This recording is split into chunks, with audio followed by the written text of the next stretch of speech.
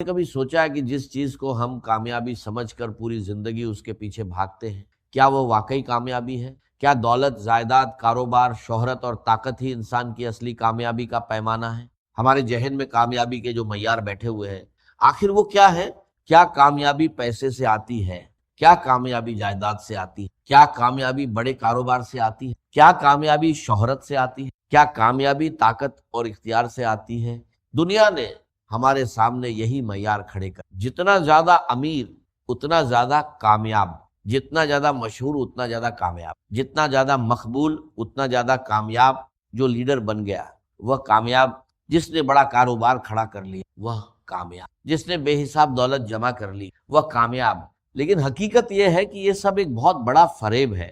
انسان جس چیز کو کامیابی سمجھ لیتا ہے اس کی پوری جد و جہد اسی کے لیے ہونے لگتی، اس کی ساری کوششیں اسی کے لیے ہوتی، اس کی ساری محنت اسی کے لیے ہوتی ہے، وہ دن رات اسی کے پیچھے لگا رہتا ہے۔ یہی بات یہاں سمجھائی جا رہی ہے۔ اصلی کامیابی نہ دولت، نہ شہرت میں ہے، نہ طاقت میں ہے، نہ حکومت اور لیڈرشپ میں ہے، بلکہ اصلی کامیابی ایمان میں، نیک اعمال میں ہے۔ ایک دوسرے کو حق کی نصیحت کر اور ایک دوسرے کو صبر کی نصیحت کرنے میں۔ اس بات کو اچھی طرح سمجھیے اور اپنی پوری توجہ اس پر رکھیں۔ یہ صرف ایک سوچ نہیں ہے بلکہ ایک ذہنی رویہ ہے۔ اور یاد رکھیے، انسان کی شخصیت میں اصلی انقلاب اسی وقت آتا ہے جب یہ رویہ بدل جاتا ہے۔ اب ذرا اس کا نتیجہ، اگر کامیابی کا معیار دولت ہوتا تو قارون دنیا کا سب سے کامیاب انسان ہوتا۔ اگر کامیابی قیادت، حکومت اور اقتدار سے ملتی تو فرعون اور نمرود سب سے زیادہ کامیاب ہوتے۔ لیکن حقیقت یہ ہے کہ کامیابی کا تعلق نہ دولت سے ہے اور نہ طاقت سے۔ اگر کوئی شخص قارون جتنی دولت حاصل کر اور دنیا میں طاقت، حکومت، سلطنت اور قیادت کے اعتبار سے فرعون اور نمرود کے مقام تک پہنچ جائے، تب بھی وہ ناکام ہو سکتا ہے، وہ خسارے میں ہو سکتا ہے، وہ برباد ہو سکتا ہے، وہ محروم ہو سکتا ہے۔ اور دوسری طرف ابو ذر الغفاری کامیاب ہے، چاہے ان کے پاس کچھ بھی نہ ہو، نہ کوئی جھونپڑی ہو، نہ کوئی گھر ہو۔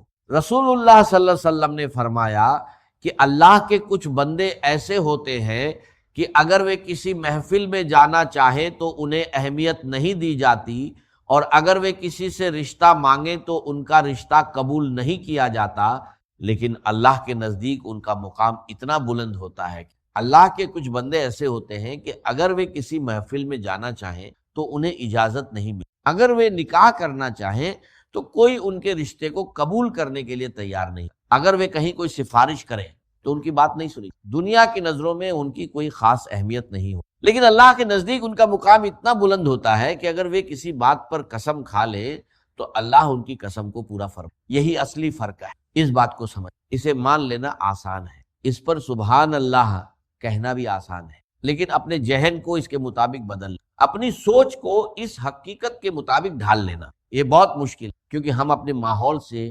گہرائی سے متاثر ہوتے ہیں۔ جب ہم کوئی بڑا محل دیکھتے ہیں تو دل اس کے اثر میں آ جاتا ہے۔ جب ہماری نظر کسی شاندار عمارت پر پڑتی ہے تو ہم اس سے متاثر ہوئے بنا نہیں رہ پاتے، اور جب کوئی لمبی، عالیشان اور قیمتی گاڑی ہمارے سامنے سے گزرتی ہے تو کم سے کم ایک لمحے کے لیے ہمارا دل حیرت میں ضرور پڑ جاتا ہے۔ اس وقت ہمیں لگتا ہے کہ یہی لوگ خوش قسمت ہیں، یہی سب سے زیادہ کامیاب ہیں، یہی وہ لوگ ہیں جنہوں نے زندگی، لیکن کون جانتا ہے کہ شاید یہی سب سے بڑی بدقسمتی، شاید یہی سب سے بڑی ناکامی ہو۔ اصل مسئلہ یہ ہے کہ اگر کامیابی کا غلط تصور ہمارے ذہن میں بیٹھ جائے تو انسان پوری زندگی دھوکے میں گزار دیتا ہے۔ اسی لیے قرآن بار بار ہمیں یاد دلاتا ہے وَأُولَئِكَ هُمُ الْمُفْلِحُونَ، یہی لوگ ہیں جو حقیقت میں کامیاب ہیں۔ آج بھی آپ نے نماز میں یہ آیتیں سنی ہوں گی، یا ایھا الذین آمنوا ارکعوا واسجدوا واعبدوا ربکم وافعلوا الخیر لعلکم، اے ایمان والو، رکوع کرو،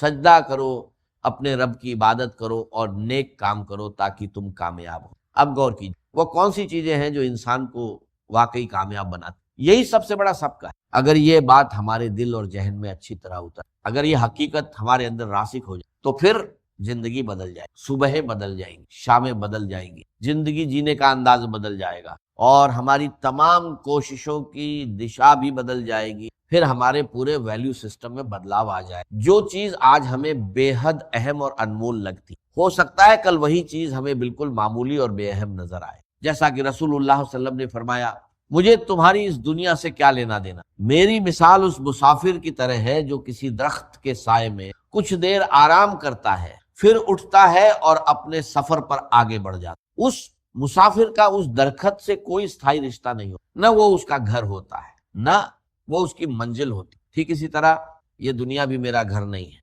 ہم تو بار بار کہتے ہیں انا للہ و انا الیہ راجعون، بے شک ہم اللہ کے ہیں اور اسی کی طرف لوٹ کر جانے والے ہیں۔ ہم اس دنیا میں صرف مسافر ہیں، ہم اللہ کی طرف سے آئے ہیں اور اللہ ہی کی طرف واپس لوٹنا۔ رسول اللہ صلی اللہ علیہ وسلم نے فرمایا دنیا میں ایسے رہو جیسے تم ایک اجنبی ہو یا راہ چلتے مسافر، لیکن یہ بدلاؤ کب آئے گا؟ یہ سوچ کب بدلے گی؟ یہ نظریہ کب بدلے گا؟ جب تک یہ آیت ہمارے دل اور ذہن میں گہرائی سے نہ جائے، جب تک یہ ہمارے اندر رچ بس نہ جائے، تب تک یہ بدلاؤ نہیں آئے گا۔ والعصر ان الانسان لفی خسر الا الذین آمنوا وعملوا الصالحات وتواصوا بالحق وتواصوا بالصبر۔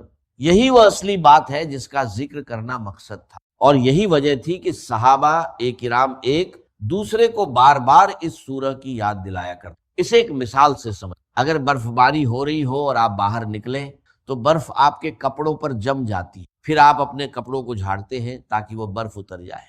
ٹھیک اسی طرح جب ہم اس دنیا میں زندگی گزارتے ہیں اور اپنے ماحول سے پربھاوت ہوتے ہیں تو ہمارے ایمان پر بھی دنیا کی گرد جمنے لگتی۔ وہ گرد کبھی خواہشوں کی ہوتی، کبھی دنیا کی محبت کی، کبھی مال اور دولت کی کشش، اور کبھی شہرت اور مقام کی چمک دمک کی۔ اس لیے ایمان کو لگاتار جھاڑتے رہنا، اسے بار بار تازہ کرنا ضروری، اور اس کے لیے سب سے اثردار اور بہترین طریقہ یہی ہے کہ انسان خود کو بار بار یاد دے کہ کامیابی ان چیزوں میں نہیں، کامیابی دنیا کی چکا چوندھ میں، کامیابی اس چمک دمک میں نہیں ہے جو ہر طرف انسان کو اپنی طرف کھینچ۔ یہ دنیا اپنی ظاہری رونقوں سے انسان کو اپنے اثر میں، یہی بات مجھے علامہ اقبال کے ایک مشہور شعر کی یاد دلا۔ علامہ اقبال نے کیا خوبصورت بات کہی ہے، کافر کی یہ پہچان کہ آفاق میں گم ہے، مومن کی یہ پہچان کہ گم اس میں ہے آفاق۔ اس دنیا میں مت کھو جائیے، اس کے دھوکے میں مت آئیے، اس کی چمک دمک سے پربھاوت مت ہوئے، دنیا کی محبت کو اپنے دل پر حاوی مت ہونے، اسے اپنے دلوں پر راج مت کریں، بلکہ خود کو بار بار یاد دلاتے رہیے والعصر ان الانسان لفی خسر الا الذین آمنوا وعملوا الصالحات وتواصوا بالحق وتواصوا بالصبر۔